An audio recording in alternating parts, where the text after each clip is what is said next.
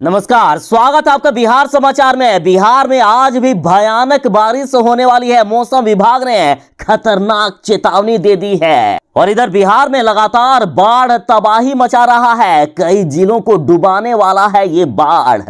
और इधर बिहार में भ्रष्ट नेताओं, अफसरों और भ्रष्ट इंजीनियरों की काली करतूत एक बार और सामने आ गई है। तो आज की बड़ी खबरों पर बात करने से पहले आपसे एक छोटी सी अनुरोध है, कृपया वीडियो को एक प्यारा सा लाइक अवश्य कर दीजिएगा। आप एक लाइक करेंगे इसी उम्मीद से तो हम वीडियो बनाते हैं। बिहार में बारिश के कारण कई जिलों में बाढ़ आ गया है। कई जिलों में जलजमाव देखा जा रहा है। बारिश के कारण कई जिलों में तबाही मचना शुरू हो गया है और इधर मौसम विभाग ने अभी फिर से खतरनाक चेतावनी जारी कर दी। मौसम विभाग का कहना है कि बिहार में अगले 4 दिनों तक जबरदस्त आंधी पानी के आसार हैं। साथ ही ठनका गिरने की भी प्रबल संभावना जताई गई है और बिहार के 1-2 जिले नहीं बल्कि सभी 38 जिलों में बारिश होने की बात कही गई है। और लगातार हो रही बारिश से बिहार के कई जिलों में जलजमाव हो रहा है। साथ ही कई जिलों में नदियों का पानी घुस गया है और साथ ही तेज वज्रपात से लोगों की मौत लगातार हो रही है। अतः जरा सावधान रहें। और वैसे तो मौसम विभाग ने साफ साफ कह दिया है कि बिहार के सभी जिलों में बारिश हो सकती है। फिर भी मौसम विभाग ने जहां भारी से भारी बारिश की संभावना है उन जिलों का नाम बता दिया है और ये जिले हैं बिहार के पटना, गया, नालंदा, शेखपुरा, जहानाबाद, नवादा, बेगूसराय, लखीसराय, बक्सर, भोजपुर, रोहतास, भभुआ, औरंगाबाद, अरवल, सीतामढ़ी, मधुबनी, मुजफ्फरपुर, दरभंगा, वैशाली, शिवहर, समस्तीपुर, पश्चिमी चंपारण, पूर्वी चंपारण, सिवान, सारण, गोपालगंज, सुपौल, अररिया, किशनगंज, मधेपुरा, सहरसा, पूर्णिया, कटिहार, भागलपुर, बांका, जमुई, मुंगेर और खगड़िया यहां भारी बारिश हो सकती है। बिहार की बेरोजगारी के बाद सबसे बड़ी समस्या है तो वो है बाढ़। बाढ़ से हर साल बिहार में भीषण तबाही आती है और अब पप्पू यादव ने पूछा है कि मुख्यमंत्री नीतीश कुमार जी, आखिर बिहार विधानसभा में बाढ़ पर चर्चा क्यों नहीं हो सकती है। पप्पू यादव ने सवाल उठाया है कि सरकार और विपक्ष के लोग बाढ़ का मुद्दा आखिर क्यों नहीं उठाते हैं। ये लोग सिर्फ कुर्सी का खेल खेलते हैं। भागलपुर के साथ कई जिलों में बाढ़ से इतनी भीषण तबाही आई है कि लोग अपने घरों को खुद ही तोड़ने को मजबूर हो रहे हैं और ऐसा करते हुए इन गरीबों को कितना दर्द होता होगा आप इस उदाहरण से समझ सकते हैं। मान लीजिए एक मां को अपने बेटे की हत्या गला काटकर करने के लिए कह दिया जाए तो कितना दर्द होगा। ऐसा ही दर्द इन गरीबों को होता है। ये लोग किसी तरह से कमा कर, मेहनत मजदूरी कर और दूसरे राज्य में जा जाकर कमाते हैं और बिहार में अपना घर किसी तरह से बनाते हैं और सरकार इन मुद्दों पर बात नहीं करती है। किसी साल बात नहीं करना चाहती है। सरकार के साथ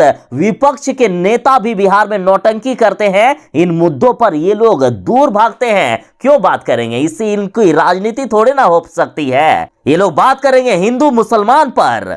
अब बताइए साहब, इन लोगों का आखिर क्या दोष है? क्या इन लोगों ने आपको वोट नहीं दिया है? वोट दिया है तो आखिर इनके साथ ऐसा सोतेला व्यवहार क्यों? आखिर क्यों बाढ़ जैसे गंभीर मुद्दों पर सदन में बात नहीं होती है? खैर देखिए, खबर है कि बिहार का शोक माने जाने वाली कोसी ने अपना कहर बरसाना शुरू कर दिया है। वीरपुर प्रखंड के कहारपुर में लोगों को अपने घरों को छोड़ अन्य स्थानों पर जाने को मजबूर होना पड़ रहा है। वहीं गंगा किनारे भागलपुर जिला का बाढ़ और कटाव से गहरा नाता रहा है। जिले के कई गांव से दर्जनों घर नदियों में हर साल समा जाते हैं। वहीं इस वर्ष भी समय से पहले कोसी नदी विकराल रूप धारण कर चुकी है और अभी ही इस कहर में दर्जनों घर, ग्रामीण स्वास्थ्य केंद्र, नल जल योजना की टंकी समेत कई चीजें नदी में समा चुकी है। यहाँ के लोग इतने मजबूर हैं कि खुद से अपने घर को तोड़ रहे हैं। तो वहीं आसपास के गांव के लोग डर के साए में एक एक रात गुजार रहे हैं और जिला प्रशासन ने नहीं की है कोई इंतजाम और सरकार और जनप्रतिनिधि लोग सिर्फ वोट के समय आते हैं यहाँ लोगों के, बिहार की महान जनता के पैर पकड़कर गिड़गिड़ाने के लिए। लेकिन अभी आपदा के समय में ये लोग काहे लाएंगे? इनको तो और मजा आता होगा लोगों को परेशानी में देखकर। बिहार की गरीब जनता के घर को बहाएंगे और बदले में ये लोग थोड़ा सा प्लास्टिक बांटकर वाहवाही लूटेंगे कि हमने इतना प्लास्टिक बांटा। वाह जी। मुख्यमंत्री नीतीश कुमार जी, आपने तो बाढ़ से बचाने के लिए बिहार को बड़े बड़े काम करके दिखा दिए हैं, लेकिन आपसे गुजारिश है आप बस इतना कर दीजिएगा कि बिहार में चूहों को पकड़ने के लिए एक विशेष सेल का गठन कर दीजिएगा। आपके जो सबसे काबिल अफसर है ना, उनको चूहों के पकड़ने के काम में लगा दीजिएगा, क्योंकि आपके अफसर इंजीनियर लोग तो करोड़ों रुपए से बनाएंगे तटबंध और पुल, और बदले में चूहे उसको कुतर कर करोड़ों रुपए की बर्बादी कर देंगे। अजीब हालत है भाई, चूहे बांध को कुतर दे रहे हैं। देखिए, कुछ ऐसा ही कारनामा बिहार में हर साल होता है। पिछले बार भी बड़े से तटबंध को चूहों ने कुतर दिया था, और इस बार चूहों की वजह से फिर से बाढ़ आ रहा है। मतलब चूहों को क्या समझ के रखे हो साहब आप लोग? जब कुछ बहाना नहीं मिलता है अपनी, जब आप लोग नाकामी छिपाने की कोशिश करते हो, तो चूहों को आगे ले आते हो। मान लीजिए आप लोगों के अनुसार चूहे यदि बांध को काट दे रहे हैं, तो चूहों को पकड़ने का काम कौन करेगा? मुख्यमंत्री जी खुद आएंगे क्या चूहों को पकड़ने के लिए? देखिए, खबर है कि बिहार में चूहों ने नया कांड कर दिया है, और आप भी जानकर माथा पीट लेंगे। देखिए, ये क्या है? एक बांध है जिसे चूहों ने खोखला कर दिया है।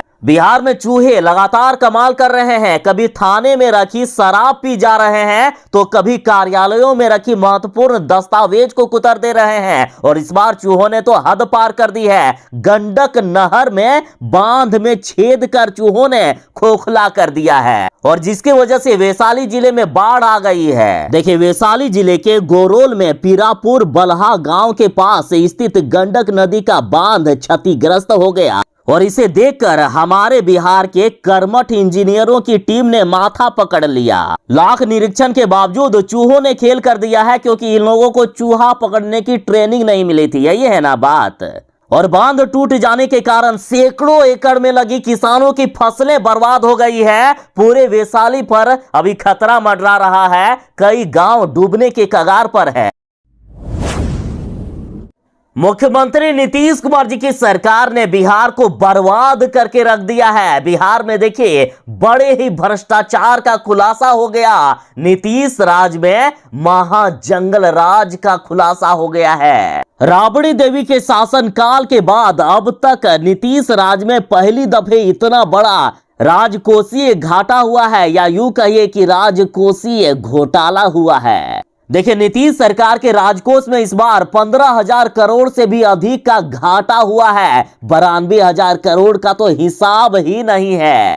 और बिहार विधानसभा के मानसून सत्र में जब रिपोर्ट पेश किया जा रहा था, तो सीएजी की रिपोर्ट में यह बड़ा खुलासा हुआ, और रिपोर्ट में बताया गया है कि मार्च 2021 तक राज्य में 92,687 करोड़ रुपए का उपयोगिता प्रमाण पत्र ही नहीं जमा किया गया। उपयोगिता जमा नहीं करना साबित करता है कि धोखाधड़ी की पूरी संभावना है। मतलब लगभग 100 करोड़ रुपए की घोटाले की बात हो रही है। तो आखिर मुख्यमंत्री जी, आप बड़े बड़े दावे करते हो, तो आखिर इतना बड़ा कांड कैसे हो गया? सीएजी की रिपोर्ट में यह भी खुलासा हुआ है कि 2004 से 5 के बाद पहली दफे बिहार में 11,325 करोड़ रुपए से भी अधिक का राजस्व घाटा हुआ। यानी राबड़ी देवी के शासनकाल के बाद अब नीतीश राज में पहली दफे इतना बड़ा राजकीय घाटा का सामना करना पड़ा है। बिहार में अपराध का ग्राफ बढ़ता ही जा रहा है, और लोगों के बीच डर का माहौल भी बनता जा रहा है। तो सरकार को चाहिए कुछ ऐसा काम करना कि लोगों में डर का माहौल कम हो। और इधर बिहार में भाजपा कोटे के मंत्री और विधायक ने वाई श्रेणी की सुरक्षा ले ली है। तो इस पर तेजस्वी यादव ने तंज कसते हुए कहा कि अपनी ही सरकार में भाजपा नेता लोग यदि सुरक्षित महसूस नहीं कर रहे हैं, तो वे जनता को खाक सुरक्षित करेंगे।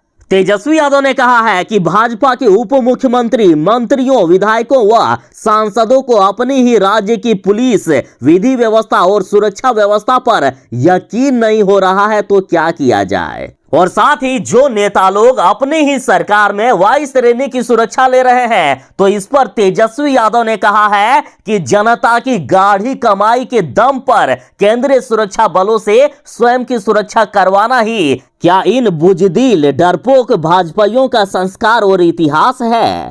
तेजस्वी यादव ने कहा है कि अब तो हद ही हो गई है कि भाजपा के विधायक अपनी शानो शौकत व सुरक्षा के लिए राजकीय सुरक्षा बलों के बजाय केंद्रीय सुरक्षा बलों की शरण में जा छुपे हैं। तेजस्वी यादव ने पूछा है कि क्या करदाताओं की खून पसीने की कमाई इन भाजपाई नेताओं का शौक पूरा करने के लिए है? क्या साहब, क्या यही दिन देखने के लिए जनता ने आपको वोट किया था, ताकि आप जब बिहार में आपदा का समय हो, बाढ़ का समय हो, तो आप बिहार की महान जनता को मरने के लिए छोड़ दो? देखिए, बिहार के भागलपुर में कोसी नदी का विनाश लीला शुरू हो गया है।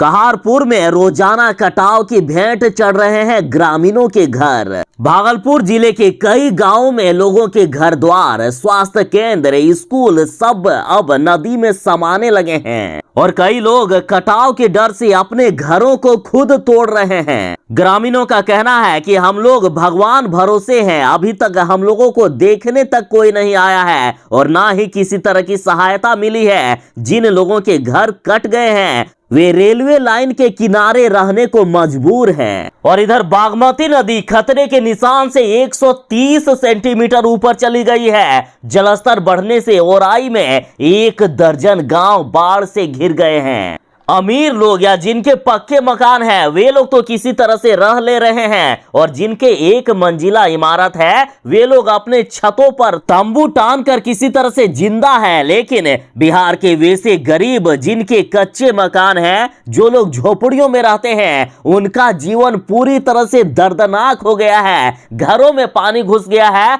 रहने के लिए जगह नहीं है। ये लोग कोई सड़क के किनारे रह रहे हैं, कोई रेलवे ट्रैक पर रहने को मजबूर है। लोग तो किसी तरह से जिंदा है, लेकिन सबसे ज्यादा समस्या मवेशियों को लेकर है। मवेशियों के चारे व ठहराव की बड़ी समस्या बनी हुई है। अब तो कई परिवार अपने घर द्वार को छोड़कर भागने लगे हैं। आखिर क्या करेंगे, रहने लायक जगह नहीं बचा है। लोग इधर उधर जगह तलाश रहे हैं कि कहां सुरक्षित रहा जा सके। पप्पू यादव ने बड़ा बयान दिया है। पप्पू यादव ने कहा कि बिहार में भी महाराष्ट्र जैसे हालात हो सकते हैं। पप्पू यादव बोले कि भाजपा जब चाहे बिहार में बना सकती है एकनाथ शिंदे जैसी सरकार। बिहार में अभी एनडीए की सरकार है जिसमें मुख्यमंत्री नीतीश कुमार जी है, लेकिन पप्पू यादव ने बड़ा बयान दिया है। पप्पू यादव का कहना है कि कभी भी जब चाहे बीजेपी मुख्यमंत्री नीतीश कुमार जी को गद्दी से हटा सकते हैं और जब चाहे बीजेपी अपना मुख्यमंत्री बिहार में बना सकते हैं। पप्पू यादव ने राजद की तरफ इशारा करते हुए कहा है कि बीजेपी वाले जब चाहे राजद के किसी नेता को मुख्यमंत्री पद देकर बिहार में सरकार बना सकते हैं। यदि नीतीश कुमार की पार्टी जदयू इधर उधर किए तो बीजेपी वाले राजद के साथ जाकर सरकार बना सकते हैं। साथ ही पप्पू यादव ने कहा है कि राजद बीजेपी के इशारों पर काम करती है। बीजेपी जैसे जैसे राजद को कहती है वही राजद करती है। पप्पू यादव ने राजद को इतना तक कह दिया कि बीजेपी के हर गलत फैसले पर राजद चुप रहती है। साथ ही पप्पू यादव ने कहा है कि विधानसभा के मानसून सत्र पर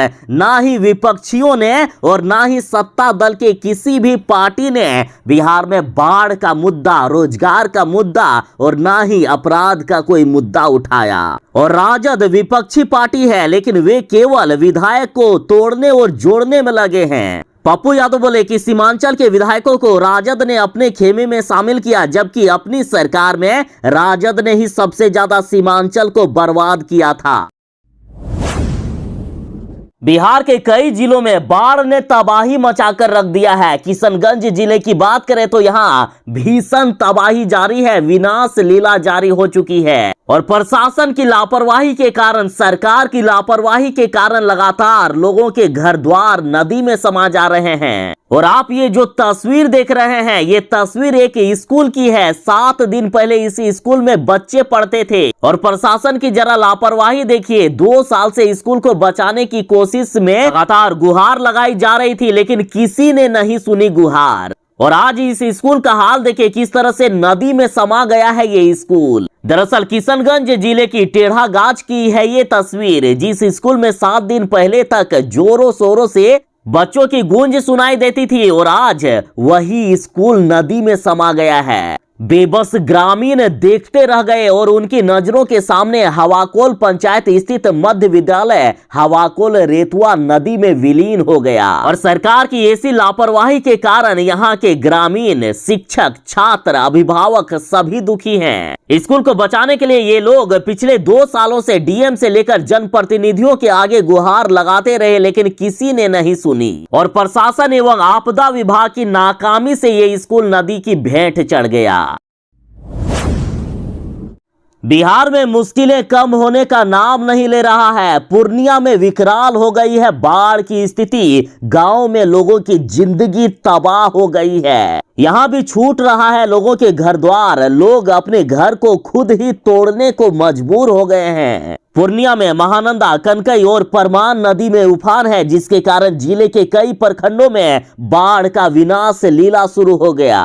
देखिए, पूर्णिया में तबाही मचा दिए हैं बाढ़ ने। महानंदा एवं कनकई नदी में उफान है। परमान नदी का पानी गांव में घुसने लगा है। लोगों के बीच अब दहशत का माहौल है और कई जगहों पर सड़कों पर आर पार बह रहा है बाढ़ का पानी। सड़कों पर अब नाव चलाने की नौबत आ गई है। कई सड़कों पर आवागमन पूरी तरह से बाधित हो गया है। बेसा प्रखंड क्षेत्र से होकर गुजरने वाली महानंदा एवं कनकई नदी में उफान के कारण अधिकांश गांवों में बाढ़ का पानी घुस गया है और जिनके पास रहने लायक घर नहीं बचा है, उनके घर बहा लिए गए हैं। वे लोग अफरा तफरी के बीच स्कूल और सामुदायिक भवन समेत ऊंचे स्थानों पर पनाह लेने को विवश हैं। लेकिन पालने वाले जानवरों को, मवेशियों को तो छत पर नहीं चढ़ा सकते हैं ना। उनके पालने की अभी गंभीर समस्या पैदा हो गई है।